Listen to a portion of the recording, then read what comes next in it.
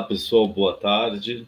Mais um plantão de dúvidas e sempre trazendo algo que faça a gente ter um movimento de reflexão daquilo que a gente trata. Então, veja, o psicanalista, ele tem algo que é muito pessoal, que é focar em algo que está transtornando alguma pessoa. Ou seja, onde as pessoas, de algum modo ou de outro, têm dificuldade nas relações pessoais e interpessoais. E muitas vezes as pessoas não estão conscientes daquilo que ela provoca, da situação da qual ela está inserida, ou no trabalho, ou num relacionamento amoroso, ou na família, ou até com ela mesma. Não tem aquele movimento que a pessoa fala, nem eu estou mais me suportando? Quando a pessoa chega nesse lugar, ela precisa, de algum modo ou de outro, de ajuda. Ela precisa, de algum modo ou de outro, ser escutada e também ter algo que a faça a clarificar algumas situações que ela jamais havia percebido. E isso é elaborado, é constituído na análise. A análise ela tem essa função. E hoje nós temos, né, essa ferramenta que é online, onde a gente vai para o mundo inteiro, que faz a gente ter um foco, ter uma disponibilidade, ter algo muito prático, imediato, para poder ajudar as pessoas. Não importa a hora, o horário. E é isso também que o analista, o psicanalista, ele também precisa perceber que nós não somos psicanalistas só durante 1 hora, 50 minutos. Nós somos, de alguma forma ou de outra, corresponsáveis com as pessoas que precisam dos nossos ouvidos, das nossas interpretações, da nossa empatia, que é muito, às vezes, pesado para algumas pessoas que pensam que pode fazer tudo sozinha. E não dá para fazer tudo só. Como eu ouvi hoje um moço que ganhou a medalha de bronze, o Japinha, né, que se eu não me engano o nome dele é Augusto, no skate, ele falou uma palavra assim: ser sozinho é muito frio.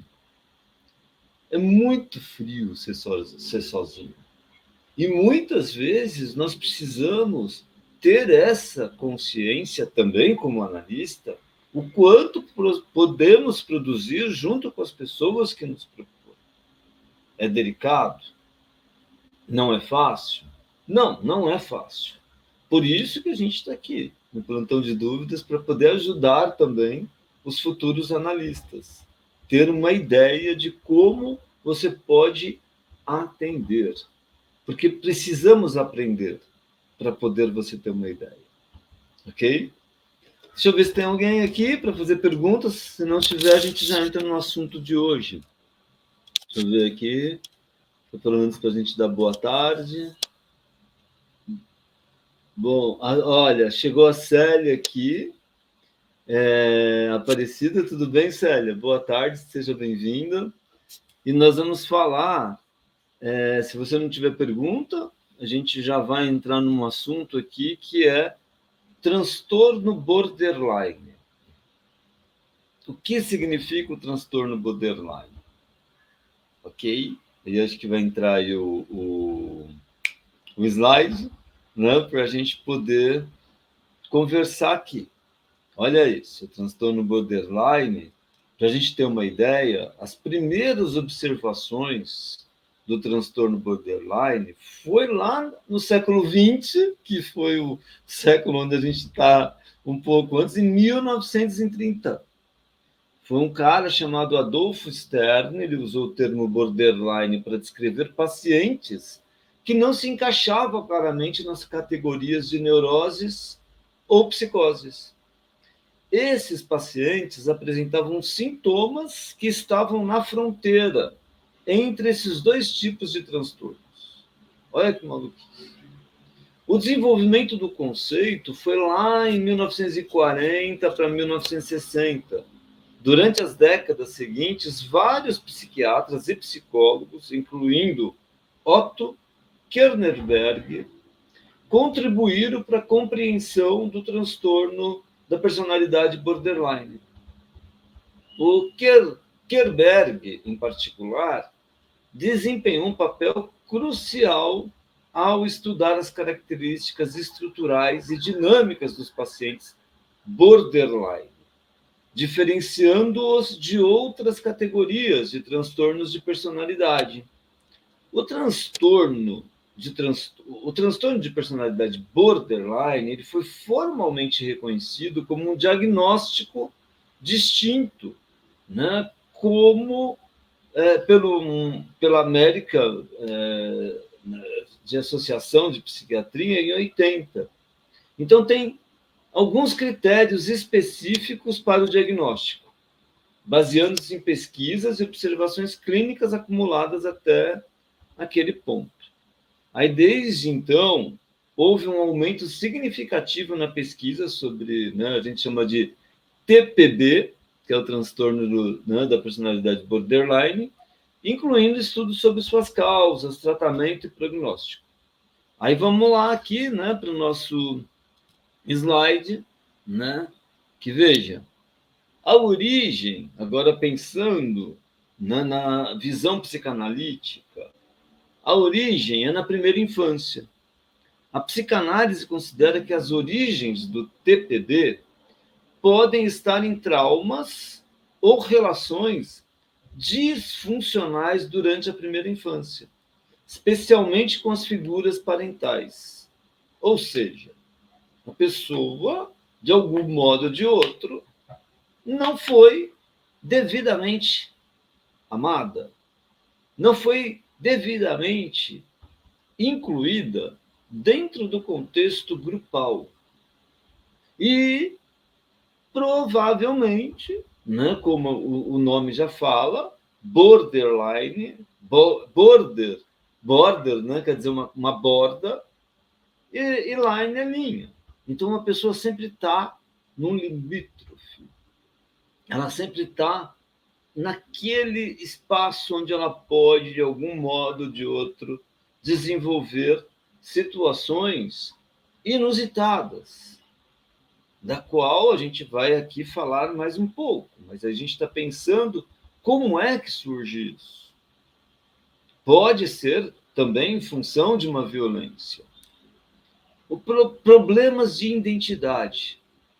Os indivíduos com transtorno, né, da personalidade borderline frequentemente têm uma sensação instável e fragmentada de identidade.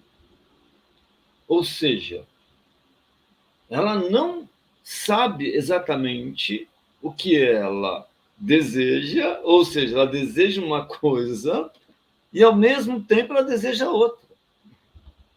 Parece que ela tem dupla personalidade, percebem?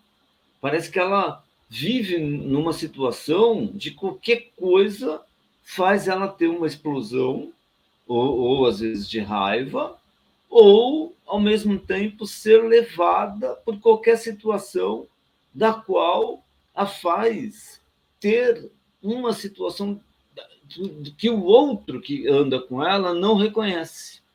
Parece que ela saiu do corpo dela, sabe? Vou exagerar aqui um pouco, e começa a ter uma coisa meio que de mania, às vezes, né? E começa a fazer coisas que as outras pessoas, ou principalmente aqueles que têm intimidade, não compreendem exatamente o que ela está dizendo ou falando. As relações de objeto. Na psicanálise, as relações de objeto referem-se a como os indivíduos internalizam suas interações com outras pessoas. Para aqueles com TPB, essas relações são frequentemente intensas e instáveis. É como se fosse uma pessoa que gruda, sabe? Como se fosse, sabe, uma pessoa que gruda e você tenta tirar, aí quando você tira, ela vai para cima de você de novo, mas furiosa ou furioso. Por quê? Porque ela não entende como ela foi ou pode ser rejeitada. E, ao mesmo tempo, ela sufoca a outra pessoa de uma maneira que a outra pessoa começa a pensar que tem algo ruim com ela. Ou seja, não é a pessoa que tem o TPB, que pensa que tem. Ela faz o outro ter essa reação. E o outro começa a ter, a se contaminar de alguma forma que ela não tem mais vida. E ela leva todas as pessoas que, de algum modo ou de outro, contra você, contra o outro que não tem o diagnóstico. Para ser mais claro assim e ilustrar, eu tive uma paciente que ela tinha, né, um transtorno borderline. Então ela fez, de algum modo, ela era adolescente quando conversou comigo, depois ela se tornou jovem. Ela fez, posteriormente, várias pessoas duvidarem daquilo que ela já tinha de diagnóstico. Porque não fui eu que dei o diagnóstico, ela já veio, né, encaminhada pelo psiquiatra, mas ela não queria seguir, né, as orientações médicas e muito menos do psicanalista, muito menos do psicólogo.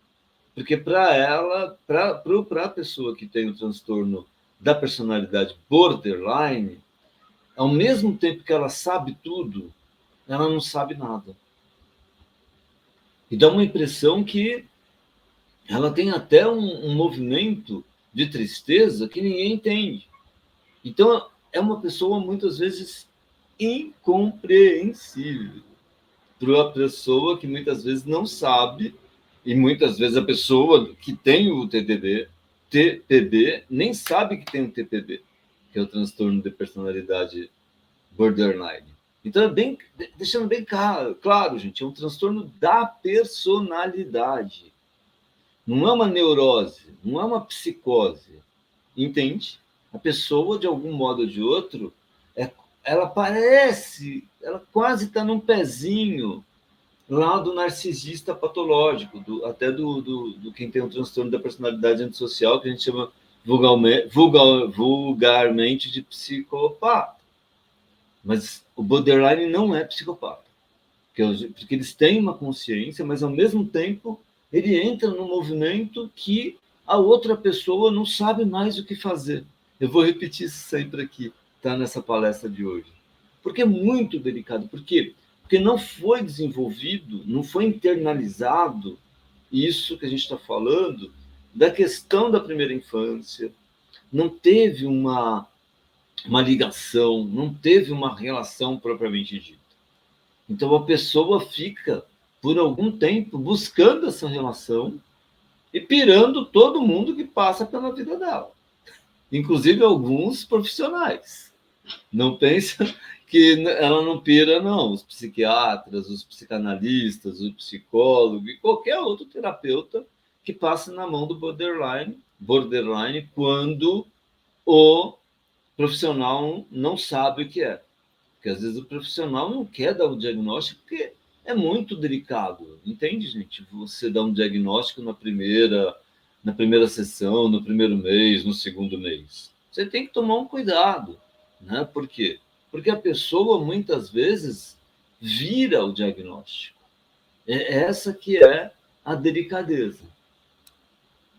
Os mecanismos de defesas. Pessoas com TPB frequentemente utilizam mecanismos de defesa primitivos, como a clivagem, que é a divisão de pessoas, que eu acabei de falar, ou situações em totalmente boas ou totalmente más. Entende? Então, quem fala muito sobre a clivagem é o Lacan, né? Então, o que o Lacan ele especifica, vamos ver aqui, sobre a clivagem para a gente ter uma ideia mais abrangente ainda do que, de fato, acontece com o transtorno, com o borderline, vamos falar assim. Né? Então, a clivagem na teoria psicanalítica, ela refere-se à divisão do ego em partes distintas, que pode abrigar crenças, sentimentos ou atitudes contraditórias. Então, o borderline sempre está numa situação contraditória. Isso é frequentemente um mecanismo de defesa para lidar com conflitos internos intensos ou experiências traumáticas. Os principais pontos sobre a clivagem, segundo Lacan, é a articulação com o imaginário e o simbólico. Então, Lacan frequentemente relaciona a clivagem com os registros do imaginário e do simbólico.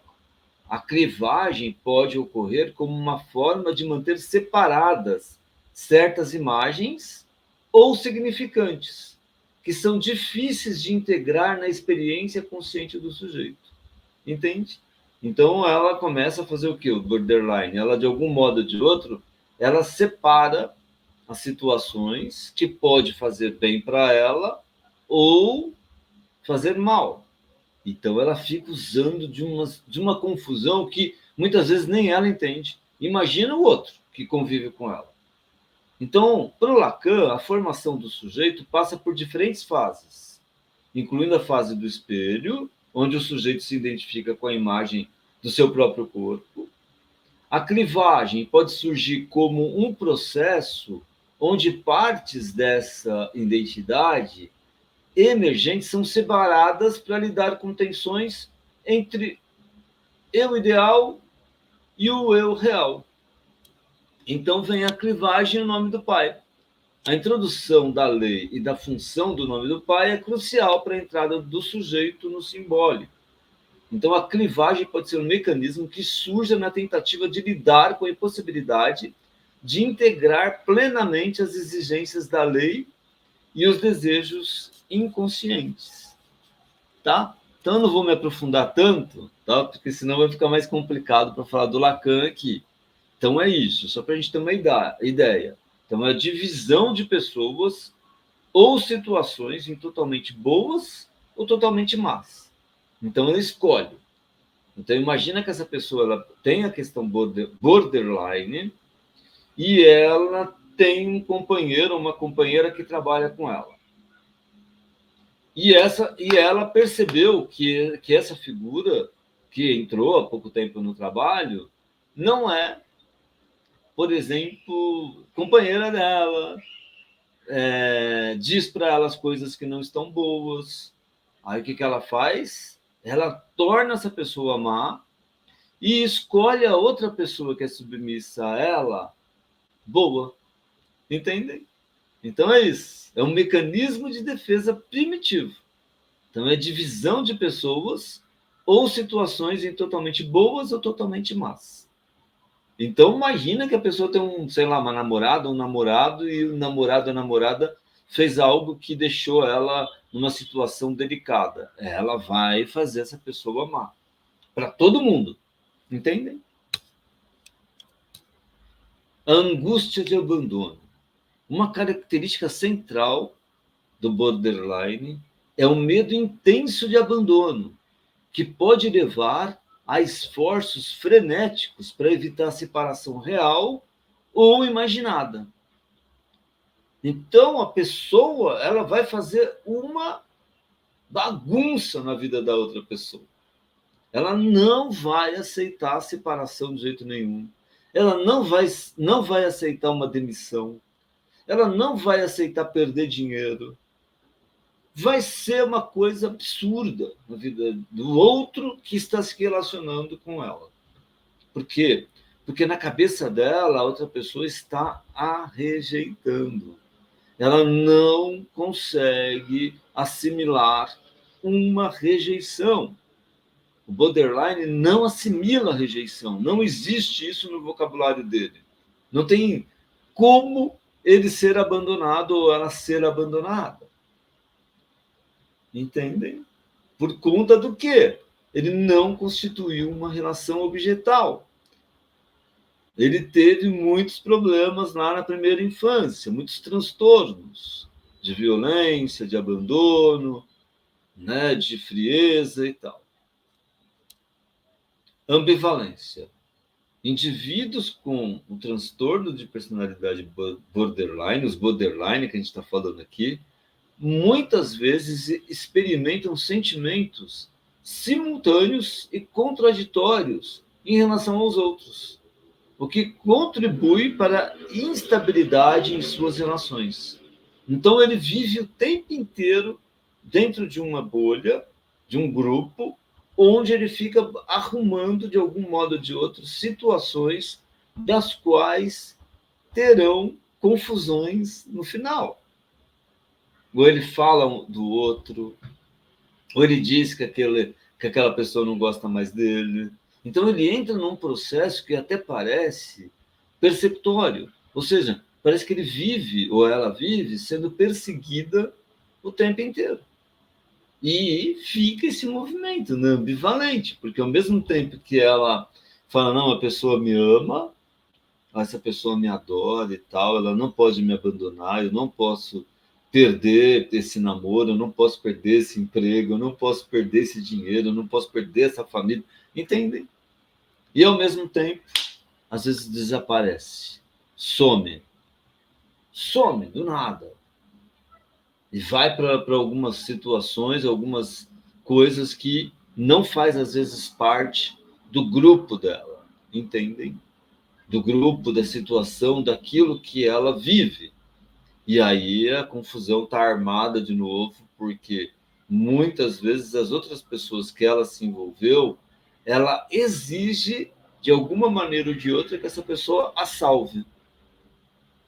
E não é sempre que as outras pessoas estão disponíveis para salvar.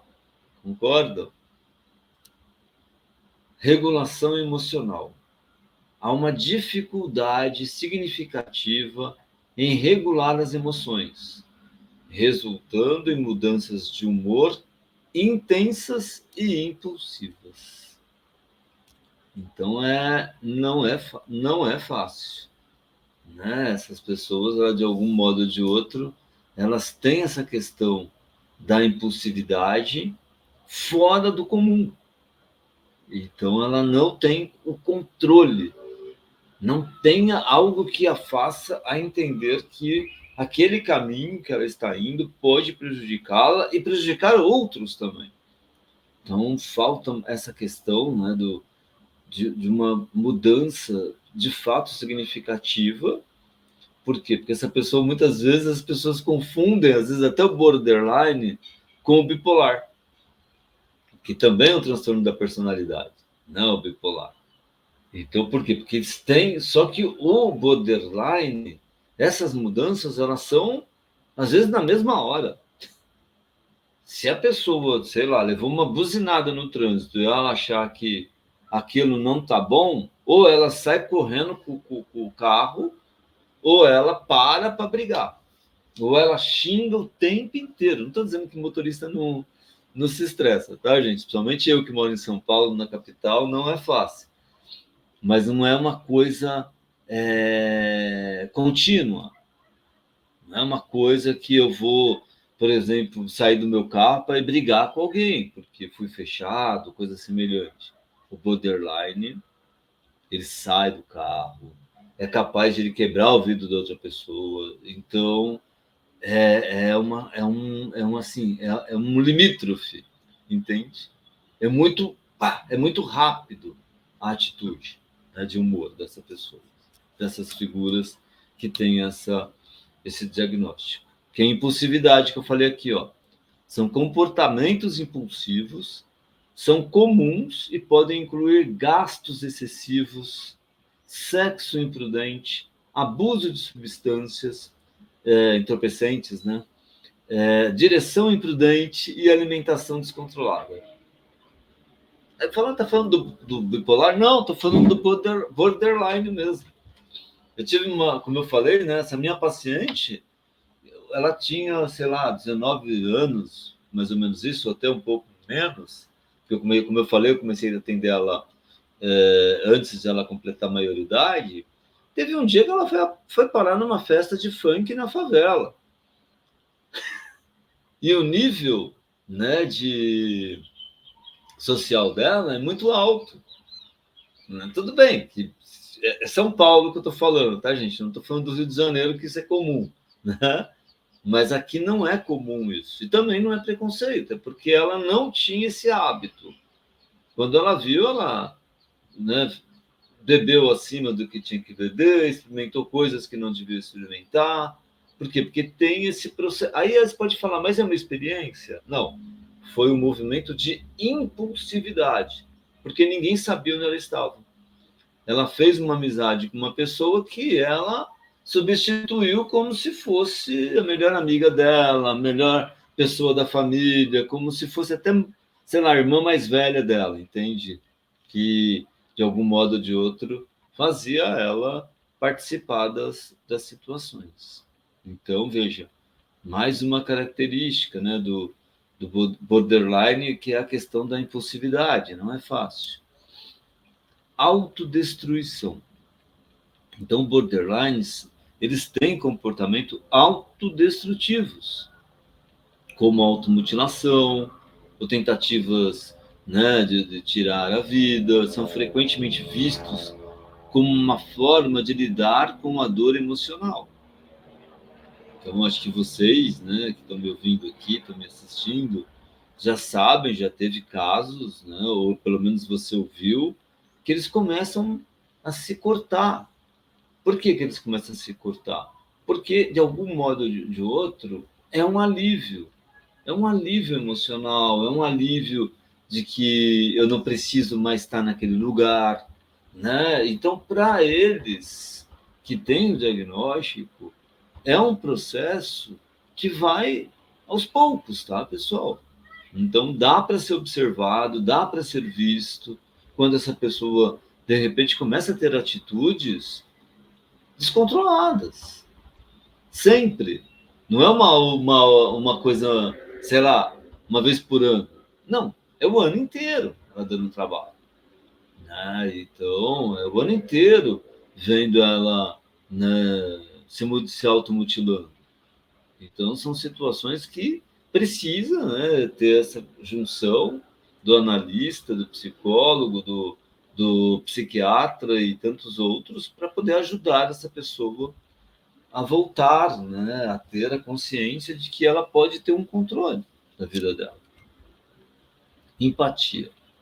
A capacidade de empatia pode ser variável, com momentos de grande sensibilidade ao sentimento dos outros, em outras ocasiões, uma aparente falta de consideração.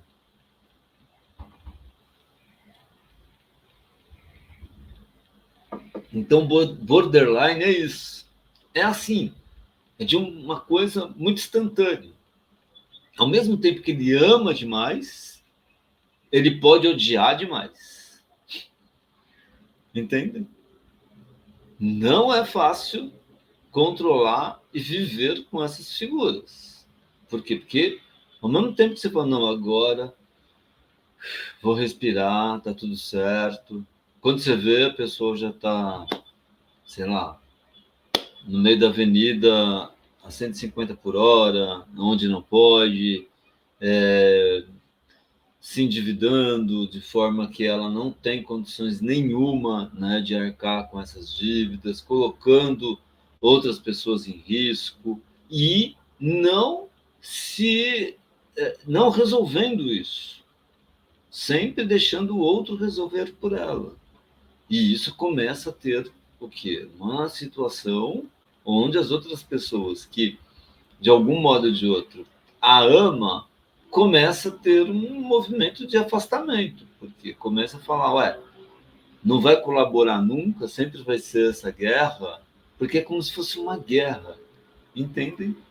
Então, o borderline parece que ele sempre está no movimento de causar guerra, de causar dissensão, de fazer um movimento onde as pessoas, de algum modo ou de outro, não se entendam. Por quê? Porque o borderline ele não se entende. Por isso que ele tenta toda hora o alívio e tenta fazer outras coisas que faça ele ter uma vida melhor. Olha só, para a gente, né, para os analistas também, que é a transferência e a contra-transferência. Na terapia psicanalítica, a dinâmica de transferência, onde o paciente projeta sentimentos sobre o terapeuta, e contra-transferência, onde o terapeuta reage aos sentimentos projetados, é particularmente intensa e complexa com os pacientes borderline. Então, para a gente atender o borderline, você tem que, de algum modo ou de outro, entender que você não está sozinho no mundo. Você precisa, de algum modo ou de outro, realizar a supervisão, você, de algum modo ou de outro, precisa estar atento e estudar muito sobre o borderline, né? Porque a gente pega muito isso dentro do consultório, né? E não é fácil você mostrar para essas pessoas o quanto ela precisa ser ajudada, porque na cabeça dela ela não precisa de ajuda, entendem? Ambientes caóticos. Muitas pessoas com um transtorno da personalidade borderline cresceram em ambientes familiares caóticos, onde as emoções e os comportamentos eram frequentemente extremos e imprevisíveis. Ou seja, nessas famílias, normalmente, não tinha um equilíbrio psicológico. Era gritaria o tempo inteiro, era você faz o que você quiser, né? Você não precisa entrar no processo civilizatório, né, que o Freud fala tanto. Você faz dessa maneira, ou se não, você vai fazer como eu quero, né? Que aí vem a forma mais violenta, né? De medo, de ansiedade. Então é muita situação, né? De trauma. Ou às vezes um pai alcoólatra, né? Que o ansioso também, né? Também tem essa questão, né? Do neurótico com a violência. Mas o borderline, ele nenhuma hora construiu isso. Nenhuma hora ele construiu uma relação saudável, importante, nenhum momento. Porque o neurótico ainda tem, né, as relações saudáveis, de amor, de transferência, de reciprocidade, de respeito. No ambiente do borderline, nunca teve respeito. Então, veja, por isso que o borderline, de algum modo ou de outro, ele não vai respeitar o outro. Ele disfarça que respeita. Por isso que eu falo, borderline é bravo, porque tem uma hora que eles parecem bipolar, tem uma hora que eles parecem psicopatas, tem horas que eles parecem neuróticos, e tem hora que eles parecem psicóticos, mas não são. Então é isso que precisa prestar atenção. A idealização e desvalorização. Os borderlines rapidamente passar de idealizar uma pessoa como na hora desvalorizar também, sem motivo claro ou proporcional. É mais ou menos assim. Por que, vai lá, vamos supor que a pessoa não é borderline e está sendo demitida. Aí pergunta para o borderline, por que você está me demitindo? Porque às vezes eles podem ser chefe, tá, gente? É coisa minha. Aí você fica parado, olhando para a pessoa. Como assim, coisa sua? Eu faço o que eu quero. Entende? Então, às vezes é patético, né, você relacionar com umas figuras dessas, por quê? Porque eles, de algum modo ou de outro, não são figuras assim que explode de uma maneira que ele vai chamar a atenção de todo mundo. Às vezes a voz dele é muito simples, é muito baixa, entende? Parece que é a pessoa mais carinhosa do mundo. Aí quando você vai ver, não é fácil. Entendem? Então eles têm identificação projetiva. Um mecanismo de defesa onde o indivíduo projeta aspectos indesejados de si mesmo em outra pessoa, que então começa a agir de acordo com essa projeção. Então imagina, sei lá, que a pessoa é fofoqueira, ela começa a falar que você é fofoqueiro. É algo que ela é, só que ela não quer ser. Ou, de repente, a pessoa gosta de outra pessoa, está apaixonada por aquela outra pessoa e ela fala que é você que está apaixonado. Aí, se você falar que não está apaixonado por essa pessoa, ela te destrói. Aí ela pega a figura mais, sei lá, a pessoa mais aleatória que tem e te prejudica. E o aleatório, às vezes, nem sabe por que ele está te prejudicando. Esse é terrível, né? Você entrar, né, nesse lugar do borderline, onde uma pessoa extremamente fora, né, da caixinha, ela tem um negócio assim que você muitas vezes, e mesmo analista, se perde com muitos borderline, tá legal? Tem pergunta não, Célia? Não tem mais ninguém que tem pergunta aqui, ninguém está entrando, mas tudo bem. Vamos continuar aqui. Tem um vazio crônico, borderline. É uma sensação persistente de vazio ou falta de propósito. É uma característica comum no border, né? Como fala, no borderline. Por quê? Porque ele fica numa situação que nada faz sentido para ele ou para ela. Na hora que ele pensa que vai fazer sentido, ele ou ela desmorona de uma forma tão drástica, tão radical, que ninguém entende o que houve, o que aconteceu direito. É diferente de alguém que tem objetivo, que é, sei lá, obsessivo, dá para entender? Que quer perfeição, que quer sofisticação. E o borderline, não, ele fica sempre numa história de que não vai dar certo, eu vou perder, sabe, essas coisas. E aí ele, novamente eu vou usar essa palavra, que é uma palavra mais da fenomenologia do que da psicanálise, novamente ele contamina a outra pessoa. Autoimagem instável. Autoimagem é instável e pode mudar drasticamente com base em interações externas. Então, a pessoa que ela muitas vezes ela fica se olhando, né? E se acha às vezes a pior pessoa do mundo e fica nessa situação que muitas vezes ela se acha a melhor do mundo, entende? E não tem uma coisa linear, né? Ela fica toda hora pensando o que eu sou, o que eu faço, sabe? Fica toda hora uma cara para cá, uma cara para lá, uma cara para cá, uma cara para lá. Entende?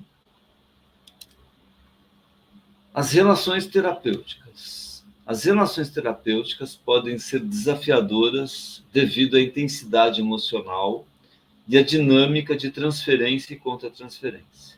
Tá certo, analistas, futuros analistas e tal. Você atender um borderline, você precisa ter um equilíbrio muito importante para poder se desenvolver, para ter uma escuta analítica, né, e uma interpretação não exata, mas flutuante, para que essas pessoas entendam o quanto elas são também importantes. Entendem? O quanto elas precisam focar nelas, e esse foco precisa sempre estar sendo observado e avisado para essas pessoas. Ela precisa ser avisada o quanto ela é importante no mundo. Porque se ela não tiver esse aviso, ela fica nessa gangorra. Uma hora ela está aqui, outra hora ela está lá. Outra hora está aqui, outra hora está lá. E aí vai fazendo isso com as relações pessoais e interpessoais. E é óbvio que essa pessoa ela precisa o tempo inteiro de ajuda. O tempo inteiro ela precisa ser ajudada, para quê? Para ela ter essas possibilidades de interação, para ter essas possibilidades de inclusão, para ela também aprender a incluir o outro. Tem cura? Gente, a cura é um processo, é um autocuidado, é um cuidado. Então, precisa ser cuidada essa pessoa e ela aprender a se cuidar fazendo as interfaces, né, entre a análise, né, a terapia, a educação física e, principalmente, a orientação médica. Trauma e abuso. Muitas pessoas borderline têm histórias de trauma ou abuso, que são fatores significativos na formação do transtorno. Entendem? Além de elas não serem amadas, elas foram enganadas. Então, por isso que muitas vezes o borderline não acredita que está sendo amado. Por isso que muitas vezes ele quer só ele amar. Por quê? Porque ele não entende como é ser amado. Né? Ele não passa pela cabeça dele ser amado. Só ele precisa amar. O desenvolvimento psicossexual, né? A psicanálise tradicional pode explorar como conflitos no desenvolvimento psicossexual precoce contribui para os sintomas do TTB, né? Do TPB, que é o transtorno da personalidade borderline. Então, muitas vezes, essa pessoa foi, né, colocada ou desenvolvida em lugares que não eram dela. Sei lá, ser esposa do pai, entendem? Né? Ser mulher do irmão. Então, o abuso, muitas vezes, ou colocar ela como a dona da casa, né, com 14, com 10, com 11 anos. Então, todos esses movimentos podem contribuir para um transtorno da personalidade borderline. Tá legal? Bom, gente, esse foi o assunto de hoje, né? O tratamento psicodinâmico, a terapia psicodinâmica que se encontra em explorar, né, todos esses movimentos, né, muito importante, né, ó, que está aqui. E a gente precisa sempre ter essa possibilidade de compreensão.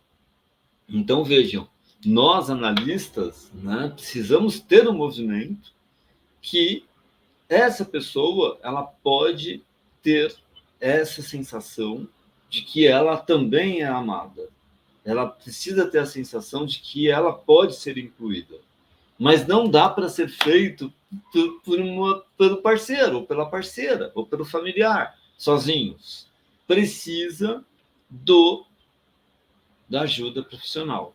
Como eu disse aqui o tempo inteiro, do analista, do psicólogo e do médico. Tá bom? Gente, muito obrigado, né, mais uma vez, por vocês terem assistido aqui o vídeo, por vocês participarem aqui do plantão de dúvidas. Qualquer coisa, estou à disposição, tá? Como eu falei aqui no começo, tá? Meu nome é Geovan, sou psicólogo, psicanalista, e sempre também estou bem ativo na rede social. Qualquer coisa, podem me procurar lá, é @psicólogo_Geovan em todas as redes, tá certo? E é isso que a gente está aqui para fazer, tirar dúvidas e melhorar cada vez mais a nossa relação pessoal e interpessoal. E isso significa empatia. Então, o psicanalista, de algum modo ou de outro, precisa estar atento a esse movimento que é a empatia, esse sentimento. Muito obrigado e até a próxima.